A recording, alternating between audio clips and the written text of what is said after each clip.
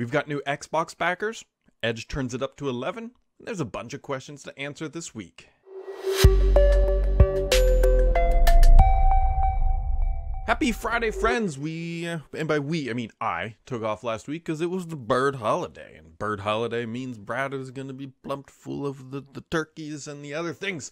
And so it's a holiday week. There was nothing to talk about. And realistically, we're heading towards like a crazy calamity time of slowing down, actually, right? We had Tech-tember, whatever you want to call it, in October and September, and even bled into November with the Xbox Series price cuts. And now we're headed into December. It is officially December 2nd, which means that the holidays are here and people are shopping and all the deals are on the shelves. I'm not expecting a ton of news to come out over the next few weeks, but on the other side, there's like massive regulatory things going on, so I do expect some news to come out over the next few weeks. Either way, let's dive in. Hopefully you had a wonderful week. I had a pretty good week, and we'll talk about more of everything. Let's just go. Microsoft Edge has crossed 11% market share. This is a massive win for Microsoft, who has been really floundering in the browser market ever since the Chrome came out and the IE went down, and Microsoft has been trying to fight back. And so very slowly but surely, Edge is gaining market share as Microsoft continues to just really include it out of the box for Windows 11 and 10, for that matter, I should say. But it appears that people are sticking with it by more and more. Also, Windows 10 has dipped below 70%, which means Windows 11 continues to climb. Both of these stats come from StatCounter, so there's a bit of degree of variation between them. But just know that Windows 10 is slowly dropping, but still 70% of market share for Windows 10 is a lot for more than a year after Windows 11 first came out. But either way, bada bing, bada boom. Things are moving along, I think, slowly in the direction that Microsoft wants for Windows. They're getting real aggressive, by the way, with those Windows 11 update prompts. If you're on Windows 10, like, it's now a full screen splash thing, and it's like, do it now, do it later, and then like little over in the corner it says maybe not, never, ever. And so Microsoft's getting much more aggressive with that. Speaking of Windows 11, Microsoft has finally fixed that copy bug. So this is, I believe, primarily impacting a network share. Now, it is not SMB server message block, I believe, related, actually, but it is now fixed, and it will be coming in a cumulative update. So if you've been having slow copies, Microsoft has finally fixed that. They've also fixed another gaming performance issue on Windows 11. It's going to be coming with KB5020044, because I know that's the number that just rolls right off the tongue. And that is going to finally fix some of that gaming perf issues if you're a gamer on Windows 11. So that is good.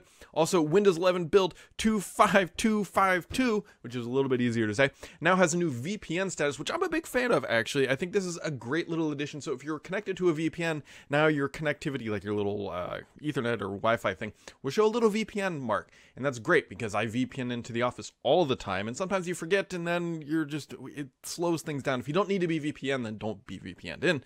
And so it's just a nice little way to know whether you are or are not.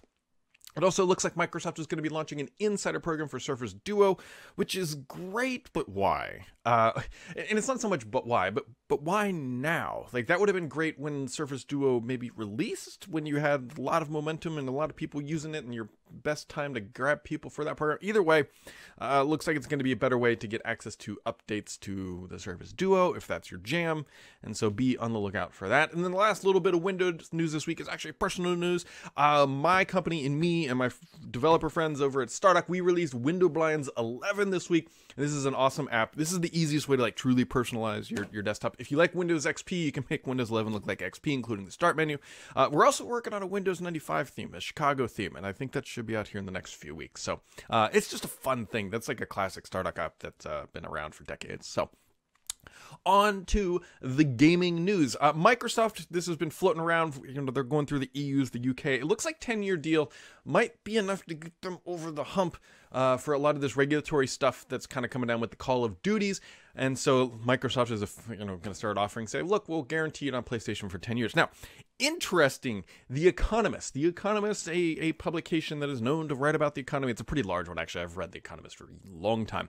They are coming out in defense of Microsoft being able to buy Activision. They wrote a long article about this acquisition, and they actually say, hey, this makes a lot of sense. Now, the nutshell version here, and this is what they write, and then I'll kind of break it down. They say, preventing Microsoft from buying Activision Blizzard is as likely to harm consumers by stopping a new product from taking shape as it is to protect them from a big company with excessive market power. Now, the whole kind of crux of the Economist argument about why Microsoft should be able to buy the Activision, and you got to bet that Microsoft is running with this too, because the Economist is pretty well respected for the most part. They miss every once in a while, but whatever. The Economist is coming out and backing them, and they basically say, like, look, Apple and Google have a duopoly. Like, that has been all over the news. It's been on Twitter, Elon saying, like, I don't want to pay 30%. He went and talked with Apple this week.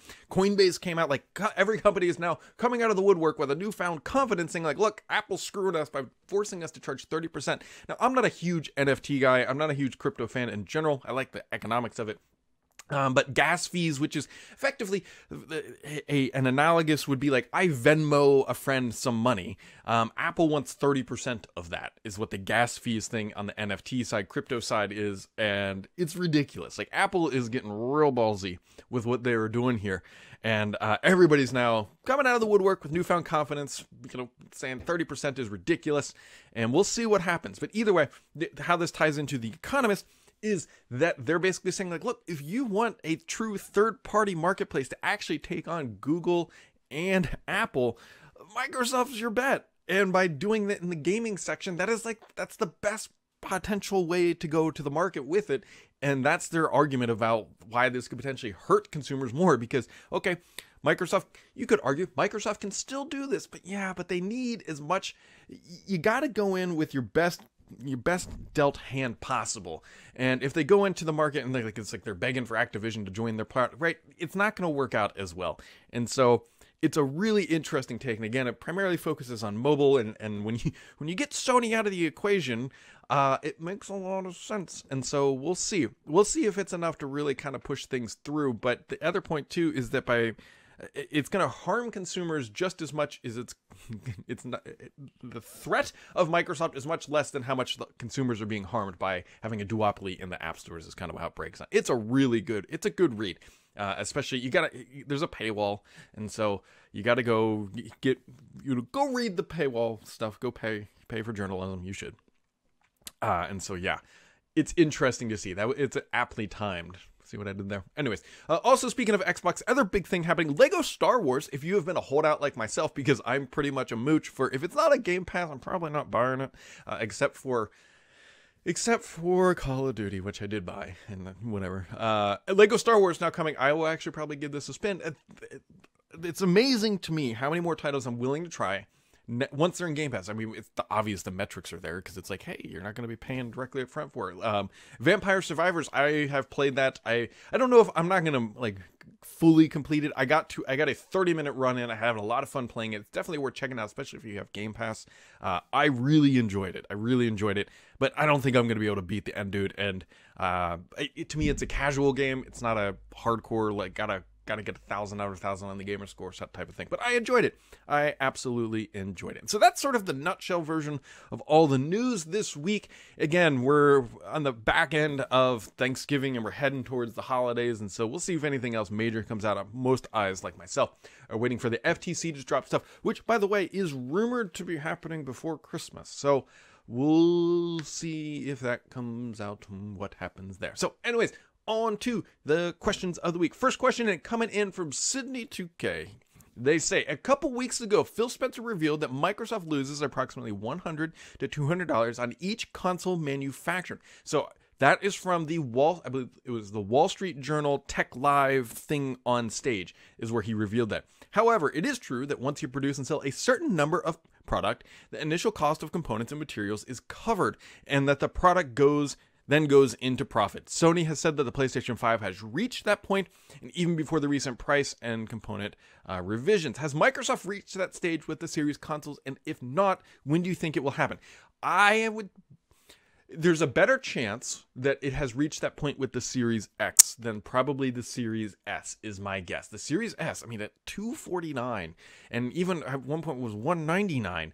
That seems, if they're breaking even at that point, that is phenomenal. I would not expect that they are breaking even yet on the Series S, but the X, I would be more than likely to think so, because you can look at the Sony comparable. If Sony is able to break even at the $500 price point for their upper end console, Microsoft should be very, very, very close. And they didn't drop the price at all for the Series X, and maybe that's why they think that everybody who's buying it's going to buy it anyways, and so they can recap that margin a little bit there on that higher end console. But yes, Phil Spencer did say they lose $100 to $200 is actually probably a bit more than I would have anticipated, but that's pretty hefty. And the thing that sits in the back of my mind is, let's be honest, since the consoles have launched, things haven't gotten cheaper. So it's probably harder for them to actually break even, but that's really the Game Pass. And very clearly, Microsoft has a business model case developed and should be now proven at this point that, like, hey, we know that X% of people buying consoles are going to sign up for Game Pass, and we know that over X amount of months, we will make that margin back, so it's justified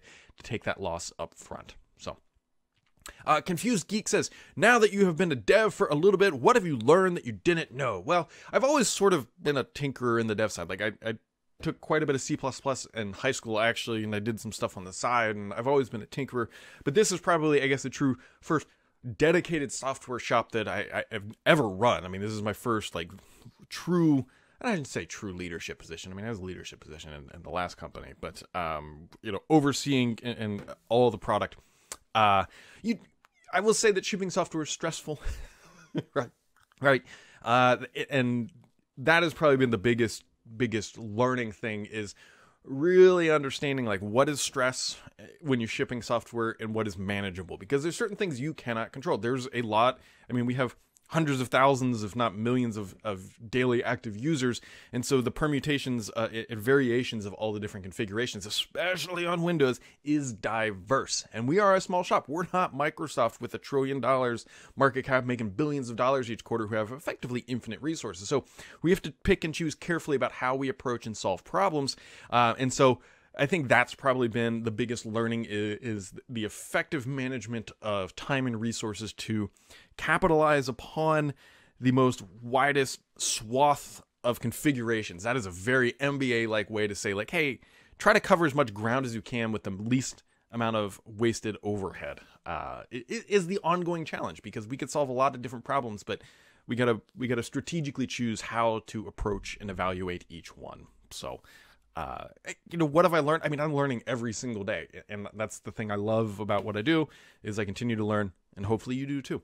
Mr. PKI says, with everyone leaving Twitter, are you losing followers and now posting always on Mastodon as well to maintain your pose or passe of Windows insiders? So I do post to Mastodon quite a bit, and I post to the Twitters. I haven't actually noticed any too much Twitter followers. My Twitter followers have been somewhere around 51K for a while. It's scarily close to the number of people following on YouTube. Like, at one point, Twitter was larger than YouTube, and then YouTube went larger than Twitter. Now, I think Twitter's slightly back larger than YouTube. And so they kind of go back and forth. I didn't notice too many drop-offs.